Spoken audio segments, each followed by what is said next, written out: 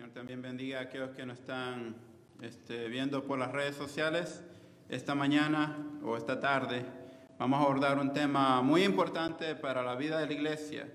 La vida de la iglesia, y esto se trata más que todo con nuestra evidencia de que somos hijos de Dios. Todos nosotros conocemos que a través de Cristo venimos a formar parte de la familia de Dios, pero hay características en el creyente que lo diferencia de las personas que están allá afuera en el mundo y que no tienen al Señor.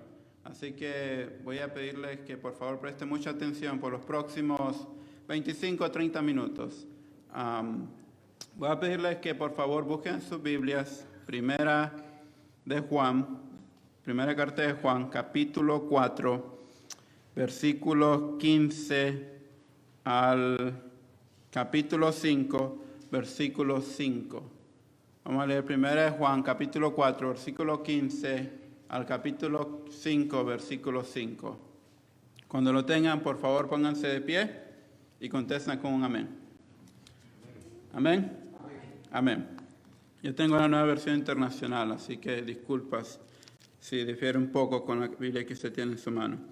Dice así: si alguien reconoce que Jesús es el Hijo de Dios, Dios permanece en él y él en Dios. Y nosotros hemos llegado a saber y creer que Dios nos ama. Dios es amor. El que permanece en amor permanece en Dios y Dios en él. Ese amor se manifiesta plenamente entre nosotros para que en el día del juicio comparezcamos con toda confianza, porque en este mundo hemos vivido como vivió Jesús. En el amor no hay temor, sino que el amor perfecto echa fuera el temor. El que teme espera el castigo, así que no ha sido perfeccionado en el amor. Nosotros amamos a Dios porque Él nos amó primero. Si alguien afirma, yo amo a Dios, pero odia a su hermano, es mentiroso. Pues el que no ama a su hermano a quien ha visto, no puede amar a Dios a quien no ha visto. Y Él nos ha dado este mandamiento: el que ama a Dios, ame también a su hermano. Todo el que cree que Jesús es el Cristo, ha nacido de Dios. Y todo el que ama al Padre, ama también a sus hijos. Así, cuando amamos a Dios y cumplimos sus mandamientos, sabemos que amamos a los hijos de Dios. En esto consiste el amor a Dios, en que obedezcamos sus mandamientos, y estos no son difíciles de cumplir, porque todo el que ha nacido de Dios vence al mundo. Esta es la victoria que vence al mundo, nuestra fe. ¿Quién es el que vence al mundo, sino el que cree que Jesús es el Hijo de Dios? ¿Quién es el que vence al mundo, sino el que cree que Jesús es el Hijo de Dios? Oremos. Padre amado, en esta tarde, Señor, venimos delante de tu presencia muy agradecidos por la oportunidad que nos das de congregarnos, Señor. Gracias por la libertad que tenemos de estar aquí, levantar nuestras manos y decirte cuán grande tú eres, Señor. Y decirte que expresar ese amor que tú tienes para con nosotros. Expresar, Señor, la gratitud de que ahora somos tu pueblo, no porque lo merezcamos, sino por tu gracia y por tu amor incomparable. Gracias, Señor, por la oportunidad que nos das de escuchar tu palabra, Dios. Oramos para que estemos sensibles a la voz del Espíritu Santo y que tu palabra pueda hablar a nuestras vidas, Señor. Háblanos, Señor, que tus hijos escuchan. Gracias, Señor, en el nombre de Jesucristo. Te lo agradecemos. Amén y amén. ¿Pueden tomar asiento? Esto se baja un poco. Hermanos, el título del sermón de esta tarde es La fe que vence al mundo. Y no voy a comenzar con los pasajes de 1 Juan 4:15, sino que va a ser al revés. Vamos a comenzar con 1 Juan 5:5 y luego vamos a ir a esa porción 4:15 y vamos a finalizar con 1 Juan 5:1 y 2. Y lo vamos a hacer de esta manera para conectar las ideas que están en esta carta de 1 Juan. Algo muy interesante de esta carta es que se repiten bastante las ideas. Lo que el apóstol Juan quiere compartir a las iglesias Él lo repite varias veces, como que comienza diciendo que Dios es amor, y uno está leyendo y luego vuelve a decir Dios es amor, pero en una manera diferente, y uno sigue leyendo y dice Dios es amor. Vemos que él también dice que ame a su prójimo, que ame a su hermano, continúa leyendo y dice, si amas a Dios, por lo tanto debes amar a tu hermano. Si eres un hijo de Dios, por lo tanto debes amar a los hijos de Dios, que es tu hermano. Entonces se repite bastante las ideas que el apóstol Juan quiere enfatizar, y esto tiene una razón, puesto que es un mensaje muy importante. Y la razón por la que traje este mensaje esta tarde es porque, uno, quería hacer honor a nuestro lema como Iglesia Ambiente de Gracia, y el lema de nuestra iglesia es que somos un ambiente de amor, perdón y restauración. Amén. Un ambiente de amor, perdón y restauración. Y también quería incluir entre esa búsqueda que tenía, bueno, que es algo que nos va a hacer volver del distanciamiento social a la iglesia, y dos, acercarnos más espiritualmente. Y creo que este pasaje o esta porción de la Biblia cumple con eso. Esta porción nos habla del amor, nos habla de amar al prójimo, que eso incluye perdonarlo y restaurarlo, y también habla bastante de estar juntos, de estar en unidad. Por lo tanto, espero que esto nos anime a salir de las casas y volver a la iglesia. Y también este pasaje habla mucho del amor que Dios tiene para con nosotros, pero también del amor que nosotros tenemos que tener para con Dios. Por lo tanto, acercarnos espiritualmente a nuestro Padre Celestial. Y algo que me llamó bastante la atención es que el personaje que escribió esta carta, el apóstol Juan, se le conoce como el apóstol del amor, como el apóstol que más habla del amor. Él escribió primera, segunda y tercera de Juan, pero también escribió el Evangelio de Juan. Muchos de ustedes ya lo han leído, porque es el que normalmente se usa para evangelizar, el Evangelio de Juan. Hay libros que solo es el Evangelio de Juan, y es el que nosotros utilizamos para evangelizar a los no creyentes. Y la razón es porque expresa el propósito por el cual Dios envió a su Hijo a morir en la cruz del Calvario. Y lo que me llamó la atención de este apóstol es que no siempre el apóstol Juan tuvo ese amor por el prójimo. El apóstol Juan, hermano, fue un testigo ocular de Jesús. El apóstol Juan habló con Jesús. El apóstol Juan lo tuvo frente a Jesús. Pero el apóstol Juan no siempre fue este apóstol del amor. Vayamos a Lucas. Vayan a sus Biblias, por favor. Lucas, capítulo 9, versículo 54.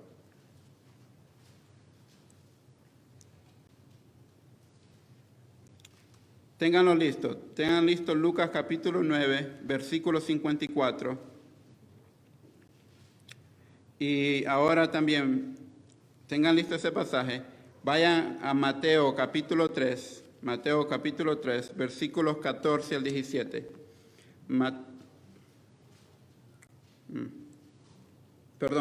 Marcos capítulo 3, versículos 14 al 17. Marcos capítulo 3, versículos 14 al 17. Es cuando Jesús nombra a los 12 apóstoles. Y él dice lo siguiente en Marcos capítulo 3, versículos 14 al 17. En la nueva versión internacional. Designó a 12 a quienes nombró apóstoles para que lo acompañaran y para enviarlos a predicar y ejercer autoridad para expulsar demonios. Estos son los 12 que él nombró: Simón, a quien llamó Pedro, Jacobo y a su hermano Juan, quien es quien escribió esta carta a la que estamos estudiando esta tarde, Juan y Jacobo, hijos de Zebedeo, a quienes llamó Boanerges, que significa hijos del trueno. ¿Qué significa hijos del trueno? Ahora sí, vayan a Lucas capítulo 9. Lucas capítulo 9.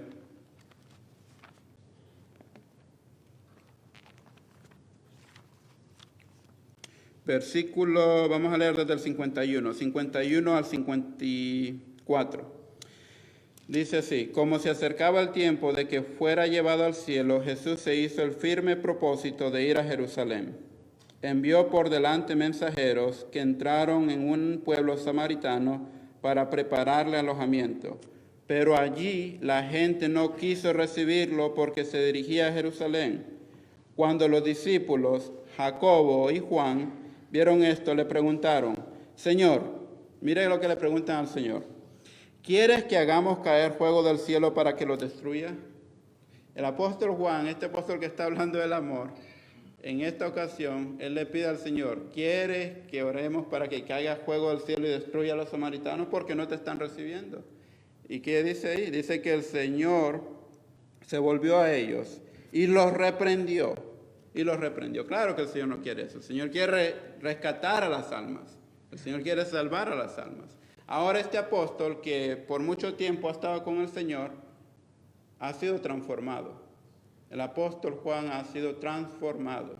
Ya no es el mismo hombre con aquel temperamento atómico, podemos decir, que, ok, no me reciben, voy a orar para que caiga fuego del cielo. Primero, no sé si tenía ese poder. Segundo, no es el amor, no es la compasión que Dios quiere que el creyente tenga para con los demás. Así que este es el personaje que escribió esta carta de Primera de Juan.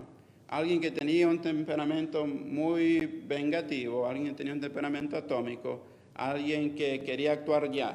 Y a veces quizás se parece a nosotros, ¿no? Cuando alguien nos hace algo que no nos gusta, queremos reaccionar ya. En ese mismo momento queremos hacer justicia. Entonces, si vemos que el apóstol Juan pudo haber sido transformado por Jesucristo, nosotros también, que somos sus hijos, debemos dejarnos transformar por el Señor. Esta carta que escribió el apóstol Juan es muy interesante, que no es para los gentiles, aquellos en el mundo que no conocen del Señor. Esta carta es dirigida a los creyentes, a personas que ya tienen una relación con el Señor, pero que muchas veces no demuestran esas evidencias de una relación con el Señor. Y de esas evidencias vamos a estar hablando esta tarde. Y es que el mundo del que Juan habla acá, hace mucha mención al mundo. Esto se refiere al mundo con todas sus organizaciones, al mundo con todos sus gobiernos, al mundo con todo su egoísmo, al mundo con toda su avaricia, al mundo con todas sus tentaciones. Y dice el apóstol Juan que hay una fe que vence a ese mundo, que vence todas esas cosas que hay en el mundo. Y dice él, nuestra fe, pero no nuestra fe en sí, sino que nuestra fe en Jesús es la que nos permite a nosotros vencer todas estas cosas que hay en el mundo. Y entre las cosas también está el odio y la división. El mundo fomenta mucho esto, el odio y la división. Así que veamos el primer punto de esta tarde. Y como les comenté, vamos a comenzar con el capítulo 5, versículo 5, que es una pregunta, ¿no? La pregunta es, ¿quién es el que vence al mundo sino el que cree que Jesús es el Hijo de Dios? ¿Quién es el que vence al mundo sino el que cree que Jesús es el Hijo de Dios? Y el capítulo 5, versículo 4 dice, porque todo el que ha nacido de Dios vence al mundo. Esta es la victoria que vence al mundo, nuestra fe, nuestra fe. Nosotros, hermanos, por lo tanto, tenemos, o nuestra fe en Jesús, nos garantiza victoria sobre el mundo. Ahora, ¿qué tipo de victoria nos concede nuestra fe en Jesús? Bueno, vayamos un poco más atrás a Juan, ahí en 1 Juan, capítulo 2, versículos 1 al versículo 2. 1 Juan 2, 1 y 2. Dice así, mis queridos hijos, el apóstol Juan nos dice así, mis queridos hijos, les escribo estas cosas para que no pequen, pero si alguno peca, tenemos ante el Padre a un intercesor, a Jesucristo el justo.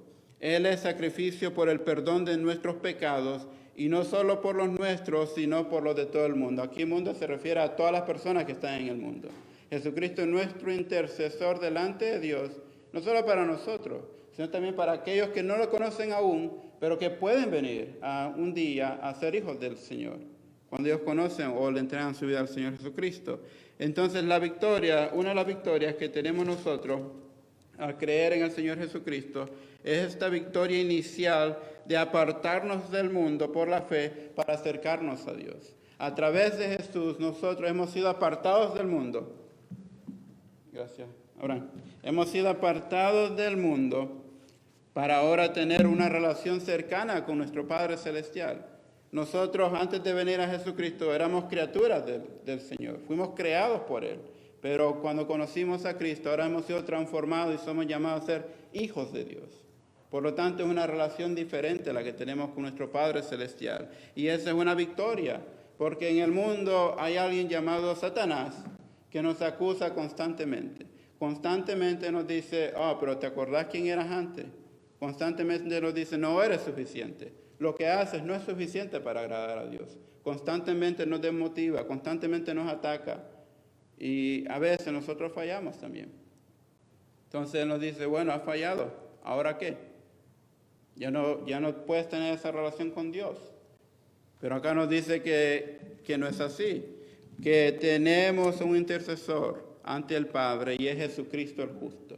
Y esa es una de las victorias más grandes que se le ha concedido al creyente, porque no hay nada, hermanos, que nos pueda separar de ese amor, de esa relación con nuestro Padre Celestial, porque nuestra manera de vivir es agradar al Señor.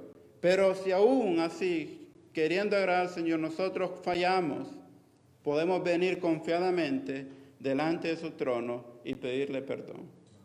Y eso nos reconcilia nuevamente con nuestro Padre Celestial. Eso nos da la victoria aún de los fracasos que encontramos a lo largo del camino.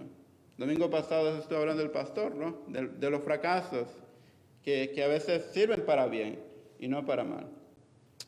Por otro lado, la otra victoria que tenemos está en Juan capítulo 2, versículos 15 al 17.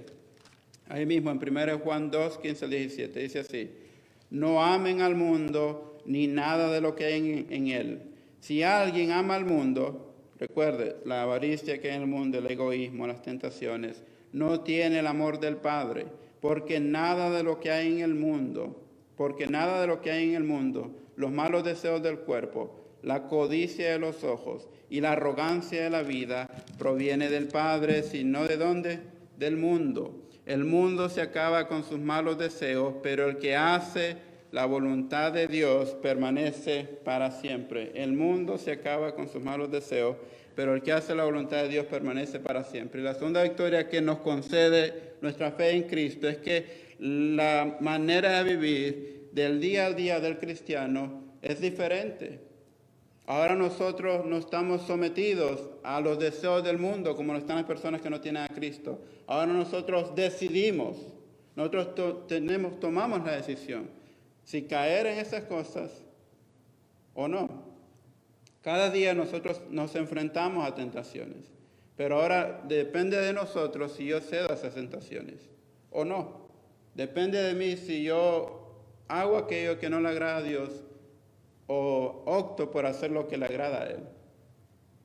Y ahora en Cristo tenemos la victoria de que cualquier cosa que venga a nuestra vida, nosotros podemos optar por glorificar a Dios, podemos optar por obedecerle a Él. Tenemos un propósito ahora, tenemos la misión de agradar a nuestro Dios, de hacer su voluntad, de cumplir sus mandamientos. Y el apóstol Juan dice que no son pesados, no son gravosos. Ahora, si yo tengo a Cristo en mi corazón, ¿por qué no son pesados sus mandamientos? No son pesados porque anhelo hacer su voluntad, amo hacer su voluntad, quiero tener una relación muy cercana con Él. Como cuando alguien empieza a enamorarse, ¿no? Cuando alguien empieza a enamorarse, ¿qué es lo que pasa? Quiere estar con aquella persona todo el tiempo. No puede, pero quiere estar todo el tiempo. Y cuando se va de la casa de los padres, ahí va por el camino uno con el teléfono, saliendo de la puerta, agarrando el teléfono, y siguen hablando, y siguen hablando. ¿Quieren tener esa relación tan cercana? Bueno, el creyente también. ¿Por qué? Porque tenemos a Jesucristo en nuestra vida. Queremos tener esa relación con el Señor constantemente. Y esta presencia de Cristo en nuestra vida es la que nos permite a nosotros vencer las tentaciones que vienen diariamente. Vencer los obstáculos que diariamente nos enfrentamos. Entonces, número 1, nuestra fe en Jesús nos garantiza victoria sobre el mundo. Sea cual sea aquello que usted constantemente se enfrenta día a día, Jesucristo ya nos dio la victoria. Jesucristo nos dice en Juan 16:33, yo les he dicho estas cosas para que en mí hallen paz. En este mundo afrontarán aflicciones, pero ánimos, yo he vencido al mundo. Yo he vencido al mundo.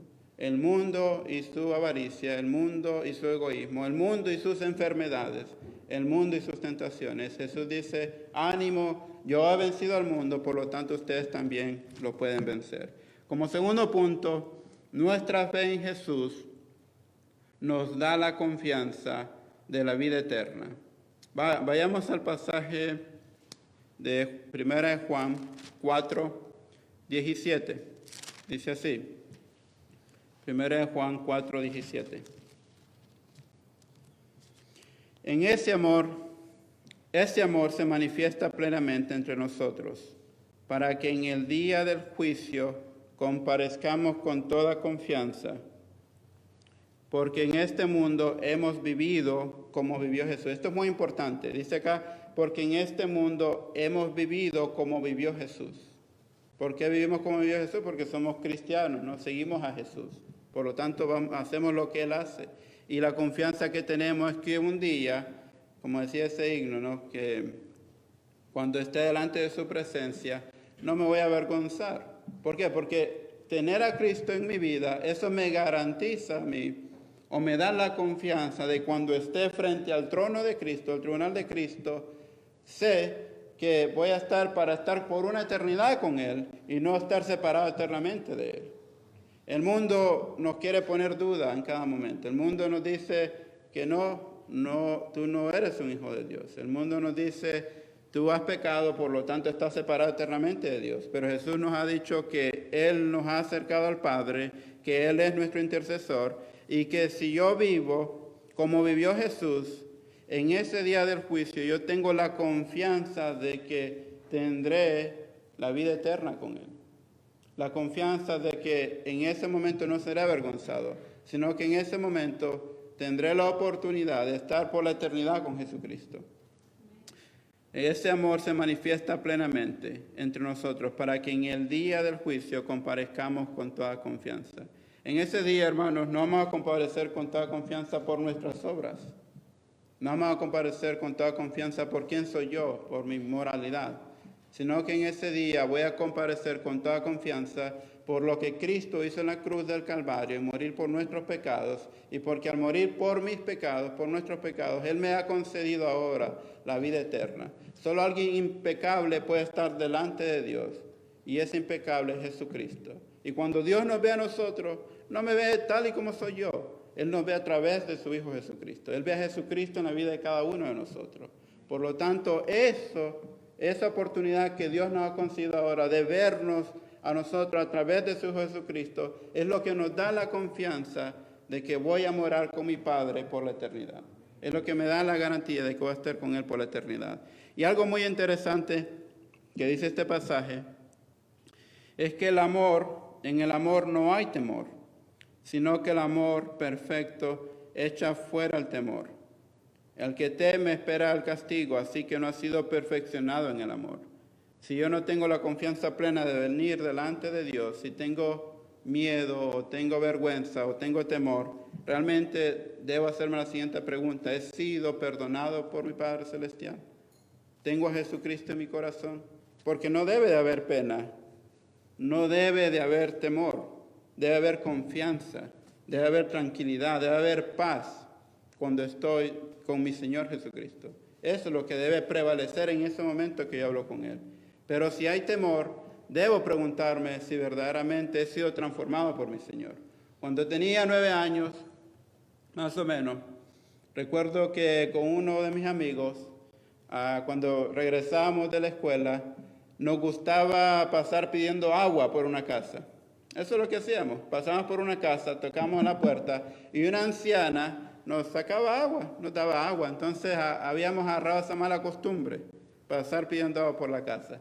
Resulta que mi amigo ya no quería pasar pidiendo agua por esa casa. Y yo no me di cuenta por qué, simplemente pensé que ya no quería hacerlo. Entonces, en cierta ocasión, tenía sed, iba con mi amigo y le digo: espérame un momento, voy a ir a pedir agua. Y cuando me voy acercando a la puerta de la casa, lo que veo, hermanos, fue algo que nunca se ha ido de mi mente. Veo a un hombre maltratando a su hijo, golpeándolo en el suelo de aquella casa. Y el niño decía: no papá, y el hombre lo estaba golpeando. Era abuso infantil. Mira, en ese momento me quedé congelado en la puerta de la casa, se me fue la sed y me prometí 2 cosas. 1, no volver a esa casa por agua. 2, jamás maltratar a una persona de la manera que esta persona lo estaba haciendo. Muy lamentable, muy lamentable. Ahora entendía por qué mi amigo tenía temor ir a pedir agua aquí a casa. ¿Por qué? Porque pensaba que iba a ser la próxima persona. Él temía por su vida, de que este hombre un día quizás lo golpeara a él. Hermanos, nuestro Padre Celestial no es un Padre que hace maltratos con sus hijos. Nuestro Padre Celestial nos ama. Nuestro Padre Celestial quiere lo mejor para nosotros. Nuestro Padre Celestial nos quiere transformar para que vivamos una vida plena con Él, una vida en completa armonía con Él. Y por eso es que cada día nos está cambiando, nos está haciendo semejante a Jesús. Y Él lo que quiere es que finalmente nosotros seamos esos hijos obedientes, esos hijos completamente preparados para toda buena obra. Eso es lo que hace nuestro Padre Celestial. No nos abusa. Dice que el perfecto amor echa fuera el temor. Pero también la Biblia dice que nosotros tenemos que tener temor para con Dios, ¿no? Pero este temor es admiración, es respeto para con Dios, no miedo. No tenemos que tenerle miedo al Señor, sino que admiración, respeto y confianza de que podemos entrar delante de Él. Entonces, en aquel día, cuando todos nosotros estemos delante de la presencia de Jesús, nuestra fe en Él nos da, hermanos, la confianza de que podremos pasar la eternidad con Él. Y esa confianza nos la da Él también hoy. Hay muchos creyentes que pasan ansiosos por lo que pasa en el mundo. Coronavirus, que los gobiernos, que los problemas políticos. Tantas cosas que pasan en el mundo, ¿no? Tantas turbulencias que hay en el mundo. Y hay personas que pasan muy ansiosos. No. Está bien que nos informemos. Está bien que queramos ir en favor de la unidad, en favor de lo bueno, pero no podemos vivir ansiosos. Porque si nosotros tenemos la confianza de que vamos a estar eternamente con nuestro Señor, algo temporal que pasa en el mundo no debe robarnos el gozo, no debe robarnos la paz que tenemos con Él. Por último, nuestra fe en Jesús nos manda, escuche bien, nos impulsa a obedecer su palabra y nos manda a amar al prójimo. Dos cosas aquí. Nuestra fe en Jesús nos impulsa a obedecer su palabra y nos manda a amar al prójimo. ¿Dónde vemos esto? A 1 Juan capítulo 4, versículo 20. Dice así: si alguien afirma, yo amo a Dios, pero odia a su hermano, es un mentiroso. Pues el que no ama a su hermano, a quien ha visto, no puede amar a Dios a quien no ha visto. Y Él nos ha dado este mandamiento: el que ama a Dios, ame también a su hermano. Más claro que esto no puede ser, ¿no? Dice Él que el que ama a Dios, ame también a su hermano. En la iglesia no debe haber enemistades. En la iglesia no debe haber odio contra alguien dentro de mi congregación. Y no solo en la iglesia, yo quiero ir un poco más allá. Dentro de los círculos en los que yo me muevo, en el trabajo, en mi familia, en la comunidad, no debe, hermanos, haber odio, no debe haber división. Nosotros somos llamados a vivir como vivió Jesús, a vivir como vivió Jesús. Y Jesús vivió una vida enfocada en el reino. Ahora nosotros somos hijos del Padre Celestial. Nuestra misión es traer a otras personas al reino. La gran comisión, traer otros que conozcan de Jesús, que conozcan del reino. No crear división dentro de la iglesia, dentro de la familia, dentro del trabajo, dentro de la comunidad en la que yo me desenvuelvo. Debo, como hijo del Señor, obedecer su palabra, obedecer sus mandamientos. Y dos, amar al prójimo, amar a aquel que está a mi lado. Mira al que está a su lado ahorita. Mira a su derecha. ¿A quién ve? Mira a su izquierda. Mira a su izquierda. ¿A quién ve a su izquierda? Bueno, él es su prójimo. Él es su próximo. Ahora quiero hacerlo un poco más diferente. Mira atrás. Mira atrás. ¿Verdad que ya no es solo su familia? No, mire para atrás. Esa persona, hermano, es su prójimo también. Esa persona es su prójimo. Y por último, piense por un momento en aquella persona que lo hizo enojarse durante esta semana. Pues no es pecado enojarse, es pecado cuando actuamos con enojo, pero enojarnos no. Piense por un momento en aquella persona que lo hizo enojarse esta semana. Piense por un momento en aquella persona que lo hizo enojarse este mes. Bueno, nadie lo enojó esta semana, durante el mes. Mi jefe, mi amigo, mi papá, mi hermano, qué sé yo. Piense. Bueno, él es su prójimo también. Y a esa persona nosotros tenemos que amarlo. Y amarlo es algo serio, porque amarlo quiere decir, aun cuando aquella persona me hace algo a mí, yo tengo que amarlo todavía. Aun cuando aquella persona, por cualquier motivo, tiene una enemistad conmigo, mi responsabilidad, mi mandato es amarlo. Y actuar con amor hacia aquella persona. Muchas veces somos como Juan, Señor, permíteme que le pase algo para que aprenda. Cuidado, porque de repente a mí me pasa por lo que estoy pidiendo, ¿no? Tengan cuidado por lo que ora. Así que esa persona, hermanos, que está a la par de usted, enfrente de usted, atrás de usted, es su prójimo, por lo cual esa persona es digna también del amor de Dios. Porque miren, el amor de Dios no es mi amor, lo confundimos a veces. Oh, es mi amor. No. El amor de Dios es mayor. El amor de Dios proviene hacia nosotros y nosotros lo que hacemos es dejarlo fluir a otras personas, que otras personas también conozcan de ese amor de Dios. Pero si nosotros tenemos odio contra aquella persona, como que no puede fluir aquello. Tenemos que preguntarnos, por lo tanto, si alguien en mi hogar, si alguien dentro de la iglesia, si alguien dentro del trabajo, si alguien dentro de la comunidad me tiene temor, no se acerca a mí, ¿será que estoy haciendo algo mal? Piense por un momento. Sus hijos no se acercan a usted, no le tienen confianza. ¿Será que yo estoy haciendo algo mal? O dentro del trabajo, si las personas ahí dicen, hombre, pero esta persona es bien difícil de tratar. ¿Será que yo estoy haciendo algo mal? Porque a veces queremos que los demás cambien, pero no queremos cambiar nosotros. Y vean lo que hizo Dios. Vean acá, capítulo 4, versículo 19. Nosotros amamos a Dios, ¿por qué? ¿Por qué amamos a Dios? Él nos amó primero. Intención, ¿no? Él intencionalmente nos amó primero. Juan 3 dice, porque de tal manera amó Dios al mundo, que ha dado, el amor es acción también, que ha dado a su Hijo unigénito. Él nos ha dado a su Hijo unigénito. Y por Él, ahora que nosotros podemos ser llamados hijos de Dios. Por lo tanto, cuando hablamos de amor, hermano, no esperemos que los demás nos amen a nosotros.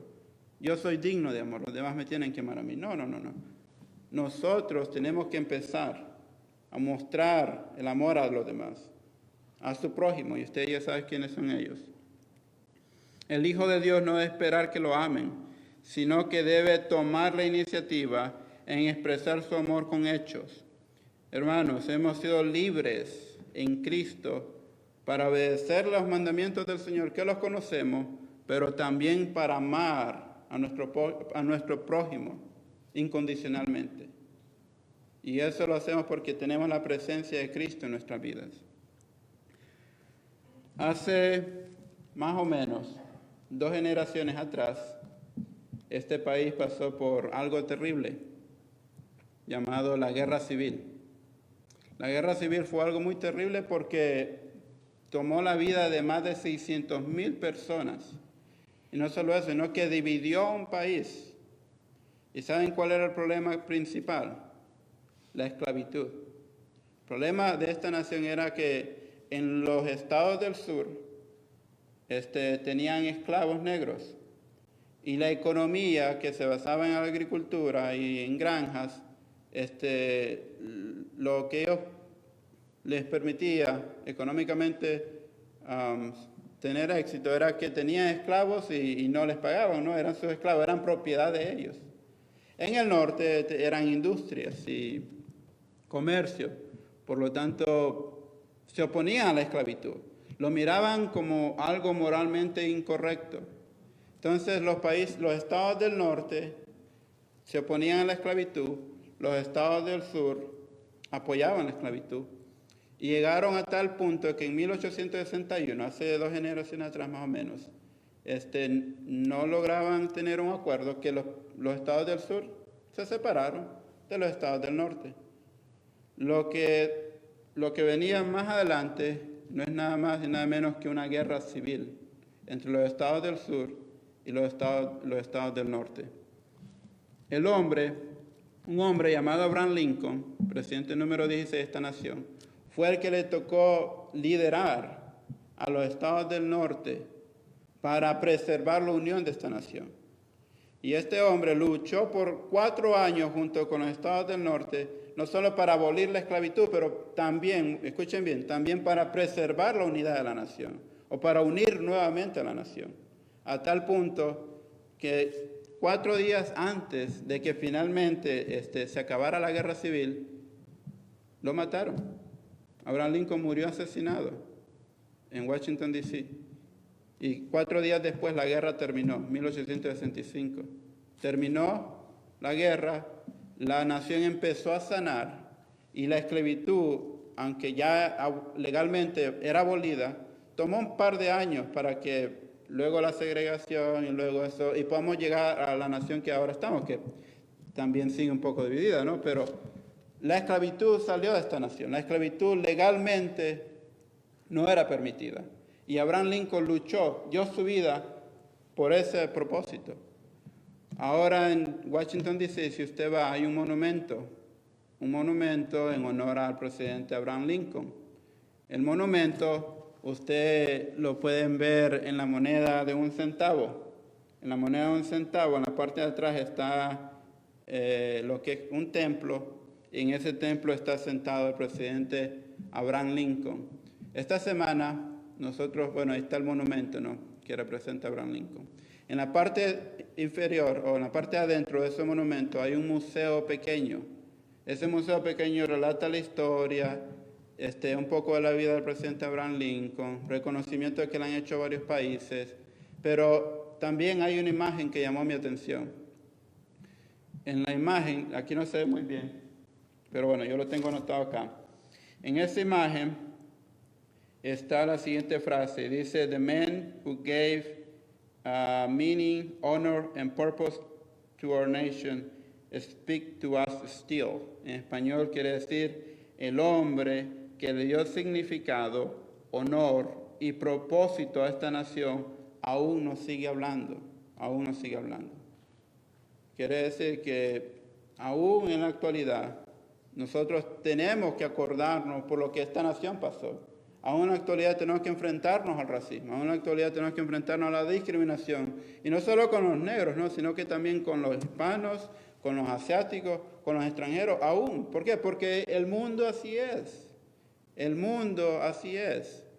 y nosotros tenemos que contrarrestar eso porque tenemos la presencia de Cristo en nuestra vida. Tenemos que buscar un mundo más justo. Pero hace más de 2000 años atrás, otro hombre mayor que Abraham Lincoln caminó sobre la tierra. Y ese hombre es nuestro Señor Jesucristo. Y Él no solo vino a unir a una nación, sino que Él vino a unir a la humanidad completa con su Padre Celestial. Ese hombre, hermanos, murió también en una cruz del Calvario y dio su vida por cada uno de nosotros. Ese hombre, hermanos, nos dio significado, nos dio honor y nos dio propósito. ¿Y sabe qué? Aún sigue hablando hasta el día de hoy. Ese hombre sigue hablando de nuestras vidas, pero también a las vidas de aquellos que no le conocen. Hermanos, las personas afuera en el mundo, las personas en nuestros trabajos, en nuestras familias, en nuestras comunidades, en la iglesia, van a ver el testimonio que usted tiene de Cristo. Si ellos ven amor en su vida, si ellos ven unidad en usted, si ellos ven la paz de Cristo en usted, esas personas van a querer saber más de Dios. Esas personas van a buscar más del Señor. ¿Qué es lo que tú tienes que a mí me hace falta? Por lo tanto, nosotros tenemos una fe que vence al mundo, pero a veces las evidencias que tenemos son muy pocas, o a veces no la evidenciamos. Entonces, en esta tarde, no es que vamos a hacerle un monumento a usted, no, sino que, hermanos, ¿qué más evidencia de que su familia conozca de Cristo? ¿Qué más de evidencia de que su familia esté unida? Porque usted, dentro de la familia, fomenta el amor de Cristo o demuestra el amor de Cristo. ¿Qué más que eso? Que mi familia esté unida porque yo promuevo la paz, promuevo el amor, busco la unidad. ¿Qué más que en la iglesia se le conozca como alguien que hace también eso, que ama a los demás, que busca la unidad dentro de la iglesia? Pero que la razón de todo esto es Jesucristo, no soy yo. Porque si fuera por mí, soy incapaz de hacerlo. No es suficiente. Pero porque Cristo está en mí y porque su presencia está en mí, eso me permite a mí hacer esto. Amar al prójimo, obedecer la palabra del Señor, buscar la unidad en donde sea que yo esté. Por último, invitarle que se ponga de pie. La fe en Jesucristo se demuestra en la obediencia a su palabra, en amar al prójimo y en vencer lo que el mundo nos ofrece cada día. Ahora, hermanos, con una confianza en Jesucristo, una confianza renovada, dejemos que su amor fluya de nosotros hacia aquellos que están a nuestro alrededor. Permitamos que ese amor de Dios fluya de nosotros hacia aquellos que están a nuestro alrededor. Oremos. Padre amado, que estés en gloria, Señor, en esta tarde te agradecemos por tu palabra. Señor, amamos obedecer tus mandamientos. Gracias, Padre, porque tu palabra nos encuentra y nos transforma, porque tu palabra cada día, Señor, nos sustenta. Así como estamos, Señor, tú nos recibes y tú nos transformas, y tú nos cambias, y tú nos impulsas, nos motivas a vivir como Jesús vivió aquí en la tierra. Gracias, Señor, porque tú nos llamaste, tú nos has hecho tus hijos, y ahora te podemos servir. Padre, si en esta tarde yo siento que el sermón lo han hecho por mí, qué bueno, porque estás hablando a mi vida. Si yo siento, Padre, que tu palabra me confronta y me pone incómodo, qué bueno, porque tú estás hablando a mí específicamente y quieres transformarme, Señor, y quieres hacer una persona nueva de mí, quieres hacerme un verdadero creyente. El apóstol Juan, que en cierta ocasión quería que fuego descendiera al cielo y consumiera al prójimo, quizás a veces yo me parezco a él, Señor. Perdóname. Perdóname por mi temperamento, perdóname porque a veces no demuestro el amor de Cristo, perdóname porque desobedezco tu palabra cuando hago esto. Perdóname, Señor. Yo quiero ser en tus manos un instrumento de amor, un instrumento de paz, un instrumento de unidad. Yo quiero ser en tus manos un hijo obediente. Padre, que la fe en Cristo que ahora tengo, que esa fe me impulse, Dios, a no solo buscar al prójimo, pero también amarlo, también hablarle del amor de Cristo, que también esta persona pueda venir a tus pies. Señor, ayúdame cada día a vivir de la manera que a ti te agrada. Gracias por la iglesia Ambiente de Gracia. Gracias, Señor, porque somos un ambiente de amor, perdón y restauración. Y a eso le apuntamos, Señor. Perdónanos cuando a veces nos quedamos cortos, perdónanos cuando a veces no demostramos esto. Pero es nuestro anhelo, Señor, es nuestro deseo honrarte a ti, Señor. Es nuestro anhelo, es nuestro deseo, Señor, que las personas vean esto en nosotros y que glorifiquen al Padre que está en los cielos. Gracias, Señor, en el nombre de Cristo Jesús. Amén y amén. Pueden tomar asiento.